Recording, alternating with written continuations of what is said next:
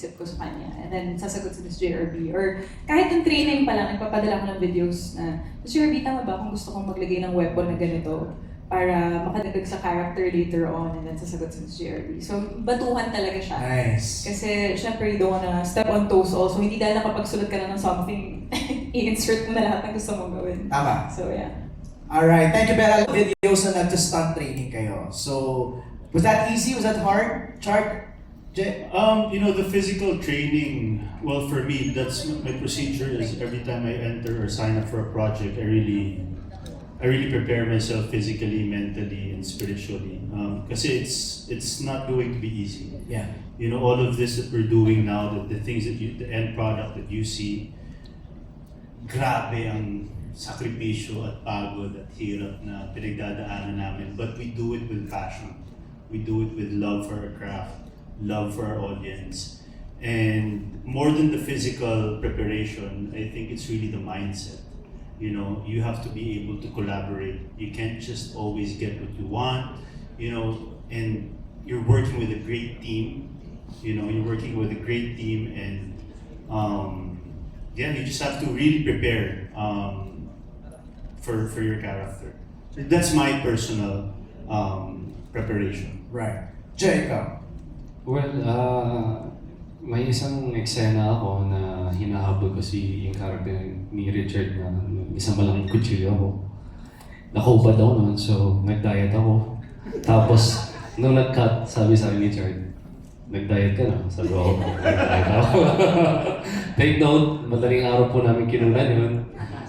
Hindi kumain the whole day. Fasting. Akala ko kasi mga dinner time namin kukunan. Medyo pamadaling araw na, sabi ko.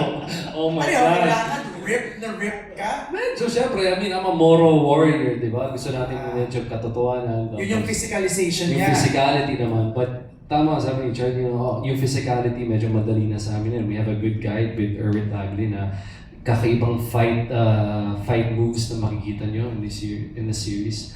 It was more, really trying to get into the character, kung sino ba talaga siya, what does he represent, gano'n kalaki responsibility niya sa mga, I think this is one of the first times in TV and Philippine TV history na isa sa mga bida ay isang Moro, isang Muslim. And we're trying to, mag-shed tayo ng light sa mga brothers and sisters natin sa Islam. Thanks, Jay. I go to Erwin. Erwin, lahat ba ito dumaan sa training? Actually, surprise, okay. Wala pa kasi ako doon sa, hindi pa ako nagtitaping na May gagawa fight ako scene. ng fight scene. Okay. But I live super close to Kuya Erwin's studio.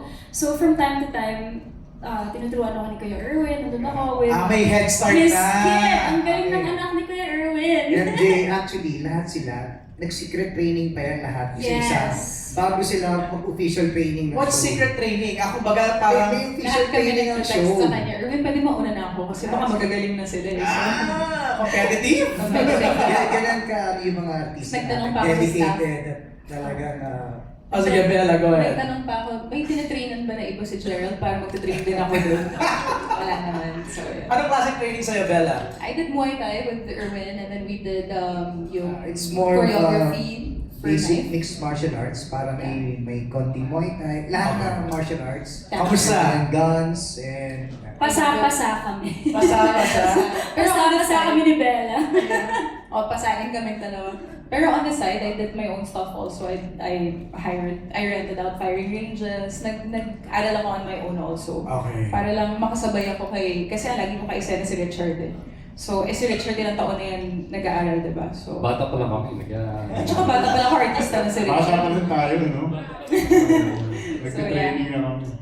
Si Baron naman. Baron, ikaw. Yes, a little bit of refresher with Sir Erwin.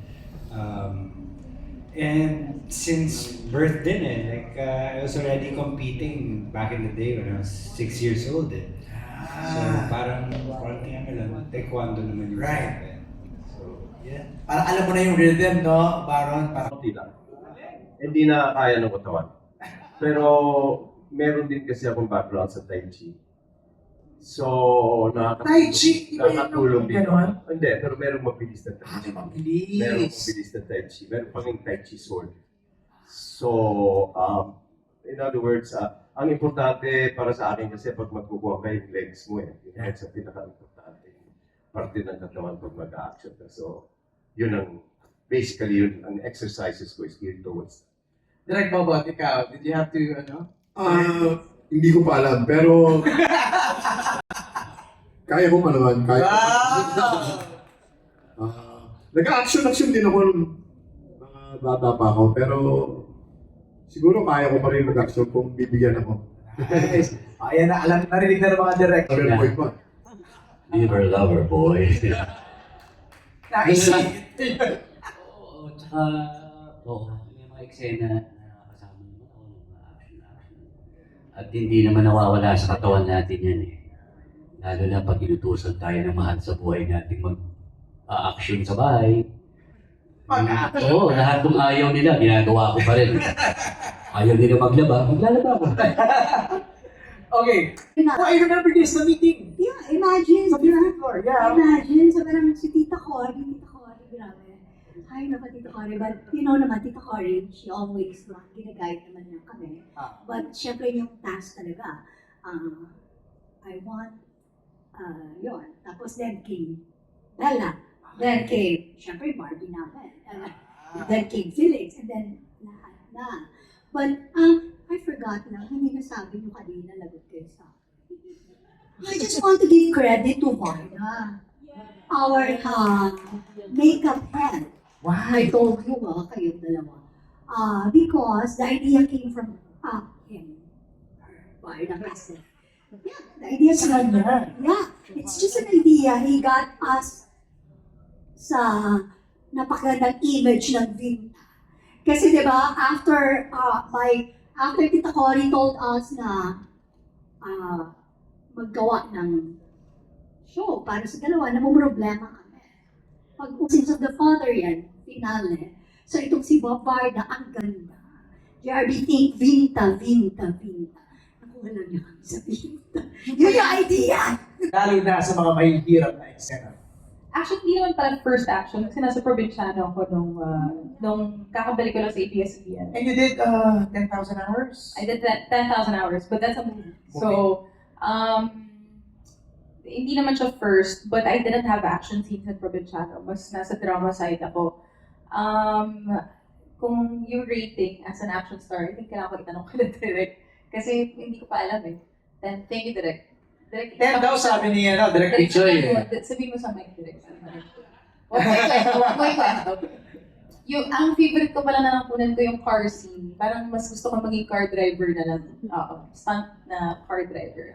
Mas exciting pala yun. Pero you felt comfortable with action? Yeah, I mean, I've been doing Muay Thai since I was 16 dahil sa family namin. Si Tito Robin ay pinag-Muay Thai kami bata pa lang. So kami magpipinsan, Muay Thai kami dati. Tumigil lang ako, I think, nung naging active na ako sa pag-artista. But nag-airsoft kami dati. So marunong din kami mawak ng baril, mag-assemble ng baril. So it's not the first time I'm doing something like this naman. But syempre, I wanted to look the part also. So, yeah. Thank you, Bella. Another question from Reggie for Richard. Paano mo ikukumpara ang Blood versus Judy sa Incognito sa lahat ng mga bagay? Story, action, etc. At maraming locations din ba ang mapapanood dito? Kasi yung Incognito parang venture different places. Yeah, it's hard to compare. It's totally different show, I think. With Blood versus Duty, we really wanted to focus on the storytelling, the journey of each character. You know, talagang piniga dito yung bawat kwento ng isang ng mga characters. We intensified the storytelling, and of course, we elevated as well in theme doon sa story yung action. You know, so it's totally different. Malayo sa Incognito. I think God versus Duty, you know, we have a great team here also, and I think we're gonna kick some ass with this one. Okay. Sorry, ganito lang isa. Sino nito, no? Si Reggie. Reggie! Pero paano ka na napapayag to work together in a project? No, of course, why not? I think I've been wanting to work with Barbie, of course. Kaming dalawa, we've been, working hard for years and years, and I think it was like a conversation. What if we work together? Right. What are the possibilities? And I think it's an exciting journey. And we're guided by great creatives, great directors, and JRB unit loves Barbie. And it's my first with the JRB unit, and it's an honor for me to be part of this group. And it's been good so far. A quick reaction from Barbie when it was offered to you na magkakasama kayo in the series. Actually, I was still in Sins of the Father when Miss Julie told me. Patapos na kasi po yun. Tapos sabi ni Miss Julie, lumapit siya sa akin, sabi niya, may show tayo ulit. Wala ka pang idea. Wala pa po akong idea. And, I'm so grateful. Sobrang grateful and thankful ako sa JRB unit. Kasi after Batang Quiapo, ang tagal ko nang hindi nag-work. Okay. So, grabe yung ng teleserye. So, grabe po talaga yung pasasalamat ko, of course, kay Miss Julie, sa lahat po, kila FMR, kila Direk Bijoy po, Direk Rico, kila Erwin, Sir Sunon, and Sir Dindo. Grabe nila ako i-guide. Kasi po, syempre, kinakabahan ako kasi syempre, si Richard, Gerald, Bella, of course, and Baron, sobrang galing nila. So ako po talaga yung pinakakabado kasi sabi ko, oh my gosh, ang gagaling nila. Bata pa lang ako, pinapanood ko. Ako yung may right mag-sabi. But yeah, I'm so happy. Kasi, nadali ba ako? Sorry po. Kami kasi ni Richard, mahilig si Richard manood ng mga films, kung ano-ano. And ang dami niyang ideas.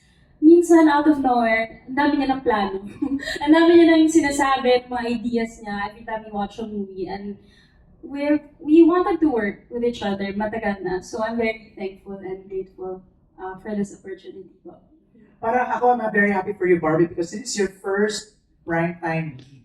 Yes! Oh my gosh, I'm so happy! Yes. Diba? Parang Yeah. after ilang years na? 10? Ako? Yeah. 11 years. 11 years! Diba? PBB. PBB. Yeah. Finally, congratulations, Thank you, Barbie. Angie. Thank you, Reg.